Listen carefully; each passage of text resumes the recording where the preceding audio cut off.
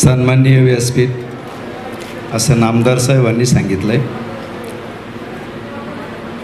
खरं तर हा सेवापूर्ती सोहळा असा न होता मला असं वाटतं की हा धन्यवाद सोहळा असावा. धन्यवाद अशा अर्थाने की ज्या ज्या गावांमध्ये मी सर्व्हिस केली तिथले गावकरी, तिथले विद्यार्थी आजही या ठिकाणी उपस्थित आहेत. 37 वर्षापूर्वी मी 9 फेब्रुवारी 1989 रोजी आंबेगावला रुजू झालो. 8 तारखेला ऑर्डर आली, 9 तारखेला आम्ही गेलो आणि मला पंचाळी खुर्द गाव मिळालं. बापूसाहेबांना समजलं आदिवासी पट्ट्यात गाव आहे, जाऊच नको म्हटले, काही करून आपण बदल करू. पहिलीच नोकरी होती, आम्हालाही निसर्गाची आवड होती. साहेबांना न विचारताच आम्ही गेलो, रुजू झालो, रमलो. मगाशी जो एक विद्यार्थी बोलला त्याच्याच घरात त्याच्याच कुटुंबामध्ये राहिलो. त्यानंतर माझी बदली पोंदेवाडी या गावी झाली आणि तिथे मी नामदार साहेबांना पहिल्यांदा ज्या वेळेला त्यांची आमदारकी असेल काय असेल त्यावेळेस पाहिलं. मला 3 पिढ्या वळसे कुटुंबियांच्या माहिती आहेत. मोठे पाटील जे होते, आवाज कमीच ठेवा, त्यावेळेला आमचा संबंध त्यांच्याशी आला. बापूसाहेब आमच्या गावचे, काही अडचण आली कधीही जा, 24 तास साहेबांचं घर मोकळं. आम्ही एका शिक्षकाच्या बदलीसाठी गेलो होतो नामदार साहेब. त्यावेळेला मंचरच्या त्या बाजार कमिटीचं काम चालू होतं. आपले वडील त्यावेळेला असे पाठीमागं हात टाकून त्यांची चालण्याची स्टाईल, आणि पुढून कोणी जाणार नाही, फार दरारा मोठा. आम्ही गेलो, बापूसाहेबांची चिठ्ठी दिली, चालता चालता त्यांनी वाचली, आम्ही त्यांच्या मागं. म्हटलं हे पोपटराव हुशार माणूस आहे, कुलप नाही पाठवली का? आम्हाला काय कळा ना, आम्ही आपलं नवीनच. म्हटलं का हो? नाही म्हटलं, इकडच्या शाळांना कुलपला येतो आणि सगळे शिक्षक तिकडं बदलून देतो ना. मग आम्हाला समजलं. म्हटलं 1 महिन्याने या. 1 महिन्याने गेलो, खरोखर ऑर्डर तयार होती. इतका मोठा काम आणि एवढा मोठा दरारा. 7 वर्षाचा अनुभव आम्हाला त्या ठिकाणी आला. पोंदेवाडीसारख्या ठिकाणी इतकं मोठं काम उभं केलं की यशवंतराव कला क्रीडा महोत्सवामध्ये तालुक्यामध्ये निव्वळ एकट्या पोंदेवाडी शाळेला त्या काळामध्ये 75% बक्षिसं आली होती आणि गावकऱ्यांनी बक्षिसांसहित आमची मिरवणूक त्या ठिकाणी काढली होती. बदलून आलो मी सरदवाडी या ठिकाणी.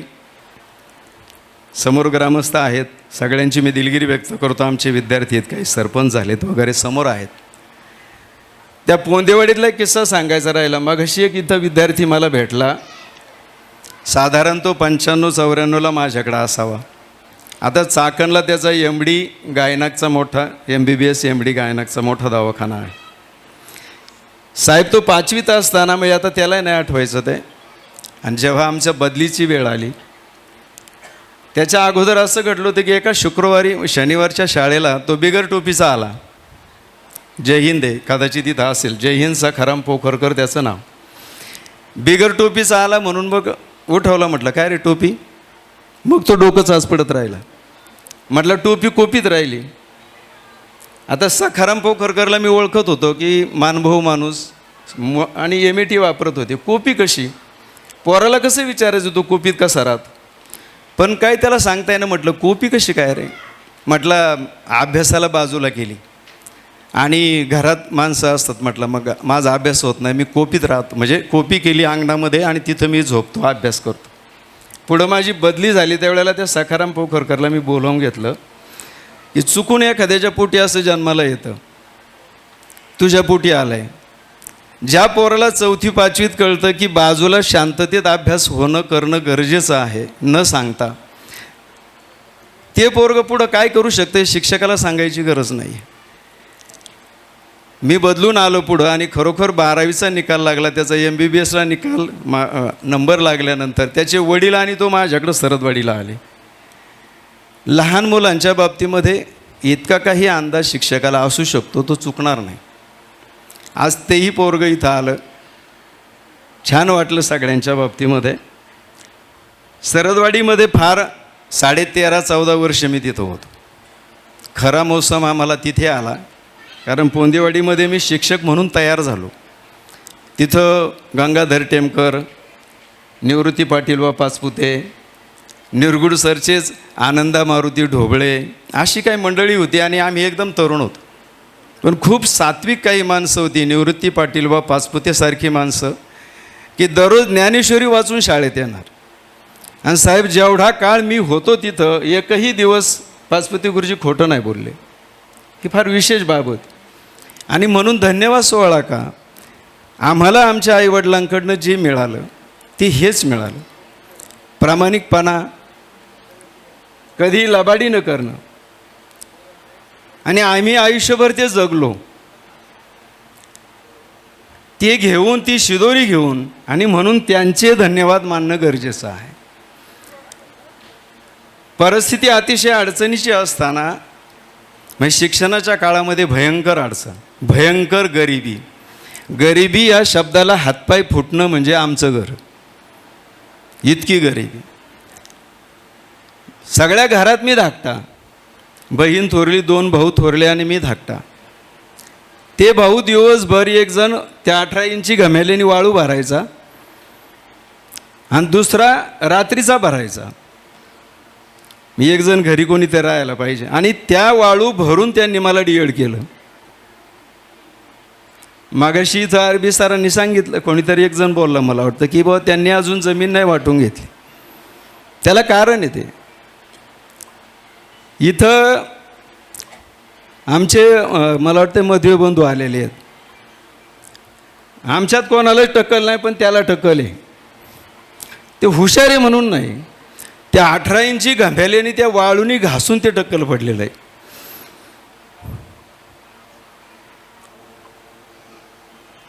सगळ्या मुली आमच्या इथं असतील. हे जे आहे ना, हे घेऊन आम्ही 37 वर्ष 4 महिने ही ताकदीची सेवा केली. कुठं जरी गेलो तर त्या विद्यार्थी हे टार्गेट होतं, शिक्षक हे टार्गेट नाही माझं. शिक्षकाकडनं ताकदीनं काम करून घेणं. सरदवाडीला नुसतं शाळेला कलर द्यायचा होता, 6,000 रुपये सांगितले. अर्जुनीचे सर, कोरडे सर इथं बसलेले आहेत. अरे म्हटलं 6,000 आपल्याकडं कुठे आहे, पण मीच प्रमुख. सुट्टीच्या दिवशी आम्ही गेलो, शर्ट काढले आणि बनियनवर आम्ही आखी शाळा रंगवून काढली. इतकं त्या शिक्षकांकडनं शेवटाच्या टोकाचं काम मी करून घेतलं. अगदी त्या ठिकाणी झालेलं जे गीत होतं बालचित्रवाणीला, त्या सरदवाडीचं पहिल्यांदा, आज 1 मे आहे, आणि 1 मे 2001 साली ते गाणं बालचित्रवाणीला सादर करण्यात आलं होतं. सुभाष बरोबर आहे, सुभाष म्हणजे कोरडे गुरुजी. तिथून आमची बदली SP गावडे सर यांनी शिवनगर या ठिकाणी नवीनच शाळा म्हणजे खोलीच नाही. मी गाजलेला शिक्षक चांगल्या पद्धतीने, आणि बस सरांनी सांगितलं माझ्या मित्रांचं गाव आहे, तुला तिथं जावं लागेल, पर्याय नाही. गेलो आम्ही. हरवल्यासारखं व्हायचं. कोणीतरी विचारलं, सर कुठे तुम्ही, यायचं होतं शाळेला भेटायला. शाळाच नाही भेटता काय, मी रस्त्यावर डांबरीवर भेटायला जायचो त्यांना. त्या पडवीत बसलेला मी, वर कुठंतरी फळाफुटका लावलेला. डोंगरगणची मंडळी असतील इथं. 2.5 वर्षामध्ये आम्हाला नंतर जागा मिळाली. 4.5 महिन्यामध्ये ती इमारत बांधली. आणि त्यावेळेला इथे एक जण बोलला मागाशी, विठ्ठल आणि आमचा प्रशांत, की माझं आजही जर तुम्ही कधी काळी माझं नाव आलं तर त्याच्या पुढं येतं ड्रीम स्कूल शिवनगर. हे त्यावेळेला मी माझ्या नावापुढं टॅगलाईन लिहून ठेवली होती, की ही एक अशी शाळा बनवू का शिक्षकाच्या मनातली शाळा आणि विद्यार्थ्यांच्या मनातली शाळा. विद्यार्थ्याला कशी शाळा पाहिजे. आम्ही 8 दिवस त्या 1ली ते 4थीच्या विद्यार्थ्यांबरोबर बोलत होतो, तुम्हाला शाळेत काय पाहिजे. आणि विशेष आहे, ते स्विमिंग टँक स्वतः पोरांनी सांगितलं होतं. एकाने सांगितलं, सर इथं दुकान पाहिजे, का ते तिथं वस्तीच नाही, मुलांना काही खाऊ घ्यायला जागा नाही, पर्यायच नाही. पण ते दुकान नाही आम्हाला चालू करता आलं. पण इथं मात्र मी या शाळेमध्ये शालेय ग्राहक भांडार उभारण्याची माझी तयारी आहे. भले ते भविष्यात होईल नाही होईल तो भाग, पण खाली जागा उपलब्ध आम्ही केलेली आहे. साहेब एक एक गोष्ट करत गेलो, लोकांनी भयंकर साथ दिली आणि मनासारखी शाळा 5 गुंठ्यामध्ये पटणार नाही. मनोज शितोळे या ठिकाणी आहेत. 2010 साली 10-11ला त्या शाळेत लर्निंग चालू झालं होतं. 2010-11ला. आज तिथं 18-20 संगणक आहेत. म्हणजे स्विमिंग टँक असलेली झेडपीची पहिली शाळा की ज्याला अनुदानच नाही. झेडपी हा क्लॉजच नाही की शाळेत स्विमिंग टँक देता येतो. आम्ही तरीही तो बांधला, कारण उन्हाळ्यामध्ये जे अपघात घडतात त्याच्यापासनं वाचलं पाहिजे. मुलं पोहायला शिकली पाहिजेत. अलीकडं नदींना पाणी नाही राहिलं, विहिरींना पाणी नाही राहिलं आणि मग काहीतरी घटना बेकार घडतात. डायनिंग हॉल असेल, कारण हे फिनलँडमध्ये ही पद्धत आहे. दुपारच्या मुलांना बुफे डिनर डायनिंग हॉलमध्ये दिलं जातं. ते आम्ही पाहिलं, ऐकलं, काही लेक्चर ऐकले संगमनेरला आणि पर्यायी मी तिथं डायनिंग हॉल उभा केला. असो, अनेक गोष्टी केल्या. अत्युच्च सन्मान मिळाले. कोणाचाही कधीही अर्ज न करता सन्मान मिळाले. आमदार साहेबांनी सांगितलं की दिल्लीला आम्ही 13 जण गेलो होतो. साहेब आमच्याबरोबर स्वतः होते. आता सातत्याने बरं बायकोन मी बरोबर ना, सरदवाडीत एवढ्या वर्ष बरोबर आणि शिवनगरमध्ये एवढ्या वर्ष बरोबर. निर्णय घ्यायला कोणाची अडचण नाही की बाबा हे का करायचं, तिचा कधी विरोध राहिला नाही. आणि मग सगळ्या गोष्टी मनाप्रमाणे घडत गेल्या. पण चिडचिड व्हायची तिची कधी कधी, हे काय नुसतं शाळा शाळा शाळा. पण जेव्हा आम्ही नामदार साहेब सरकारी पैशाने विमानात बसलो आणि ती माझ्या शेजारी बसली, तेव्हा म्हटलं आता काय वाटतंय.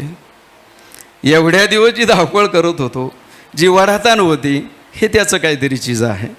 सांगण्याचं तात्पर्य हे आहे की तुम्ही जर सत्मार्गाने करत गेलात तर अशा काही गोष्टी तुम्हाला मिळून जातात की ज्या तुम्ही तुमच्या स्वप्नातही पाहिलेल्या नाही. म्हणजे सत्य हे कल्पनेपेक्षाही विलक्षण असतं.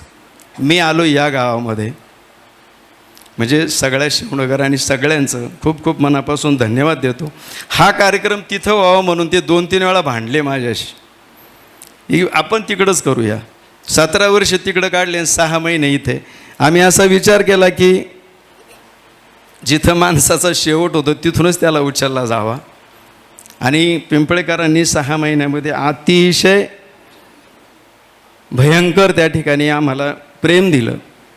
साहेब, या गावासाठी मी 26 जानेवारीला भरभरून बोललो, पण एक वाक्य फार मी मनापासून बोललो होतो का ज्या गावची शाळा, ज्या गावच्या शाळेची इमारत गावातल्या कुठल्याही मंदिरापेक्षा आणि कुठल्याही बंगल्यापेक्षा जर शाळेची इमारत मोठी असेल तर ते गाव विद्वानांचं असतं, विद्वान लोकांचं असतं. आणि खरोखर त्या पिंपळेकरांनी हे सिद्ध केलं. आज 45 अधिकारी या गावचे आहेत. आमच्या मुलाबरोबर, थोरल्या मुलाबरोबर इथलाच प्रतीक धुमाळ, अशोक धुमाळ सरांचा मुलगा 2 वर्षांनी सिनियर होता, आज IAS ऑफिसर आहे कलकत्त्यामध्ये. इतकी ताकदीची माणसं आणि त्यांचे वडील इथे, साहेबांचे बाप सगळे. पण 6 महिन्यामध्ये शाळा सोडून फक्त मला लिंबाचं झाड माहीत होतं आणि इकडं नानीचं हॉटेल आणि शेजारचं मंदिर, यापेक्षा मी 3ऱ्या-4थ्या ठिकाणी गेलोच नाही. हे उभं राहिलं, आनंद वाटला. आलो त्यावेळेला गुणवत्ता फार होती, पण काही गोष्टी मला खटकत होत्या.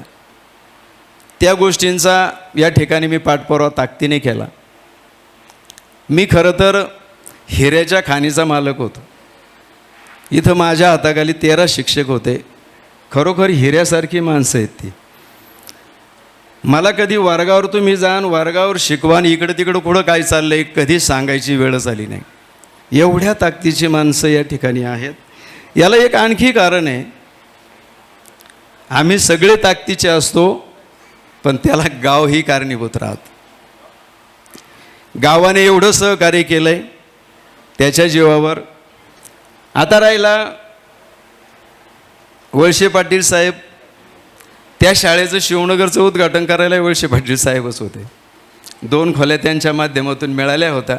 2011 साली त्या शाळेचं उद्घाटन. आणि याही ठिकाणी पुन्हा वळसे पाटील, आढळराव पाटील साहेब खरोखर ताकदीची माणसं आहेत. ज्या ज्या ठिकाणी ज्या ज्या वेळेला शक्य होईल त्या त्या माणसाला मदत करण्याची. आम्ही नुसतं गेलो पाटील साहेब खासदार साहेबांकडं, राहुलन मी होतो. राहुलच्या बाबतीत सांगेल बरं का, बोलू नये, पण एखाद्या कामासाठी किती वाहून घ्यावं आणि एखाद्याला किती वेळ किती ताकदीने द्यावा, ह्या पोरासारखी तोड नाही कोणाची. दादांपर्यंत सगळं झालं. नामदार साहेबांना भेटलो, तारीख मिळाली, नंतर गावकऱ्यांना तारीख दिल्या गेली आणि इथपर्यंत सगळं. मी खरं तर पहिल्यापासून सगळ्यांचे मनापासून धन्यवाद व्यक्त करतो. आमचे 6 जावई या ठिकाणी उपस्थित आहेत, आमच्या मुली उपस्थित आहेत, माझ्या भाच्या उपस्थित आहेत, आमचे गुरुकुलचे सगळं परिवार. टाकळी हाजीमध्ये आम्ही 250-300 शिक्षक आहेत. ती सगळी आज मंडळी या ठिकाणी उपस्थित आहेत. ह्या गाडीमध्ये ते सहभागी आहेत, आमचे मित्र आहेत भरपूर. सगळ्यांची नावं घेणं शक्य नाही, मी दिलगिरी व्यक्त करतो सगळ्यांची. तुम्ही आज माझ्या कार्यक्रमासाठी आवर्जून आलात. एक विनंती की खाली जेवण आहे आणि चालू झालं आहे. खूप जणं आज लग्नाची तिथ मोठी असल्यामुळं डायरेक्ट गेले. त्याच्यामुळं एक सांगेल की सगळ्यांनी जेवल्याशिवाय जाऊ नये. व्यवस्था आहे सगळ्यांची, प्रेमाचं जेवण आहे. राऊत सर, सगळ्यांनी जेवून जावं ही अपेक्षा आहे. बाराते सर, किरे सर, सगळ्यांची एकदा दिलगिरी व्यक्त करतो. आणि तुम्ही सगळेजण या ठिकाणी आलात. आरोग्याच्या बाबतीत थोडं झालं.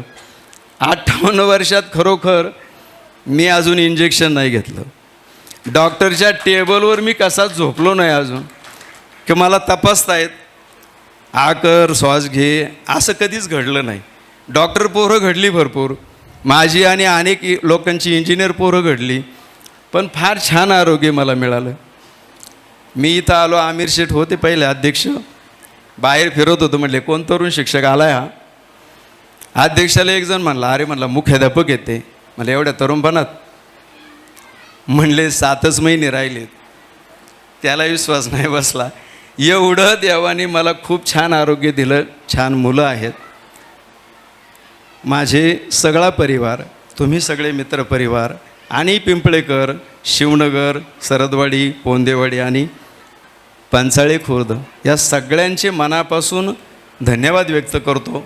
लांबलेलं भाषण आमदार साहेब तुमची दिलगिरी व्यक्त करतो आणि या ठिकाणी थांबतो. धन्यवाद.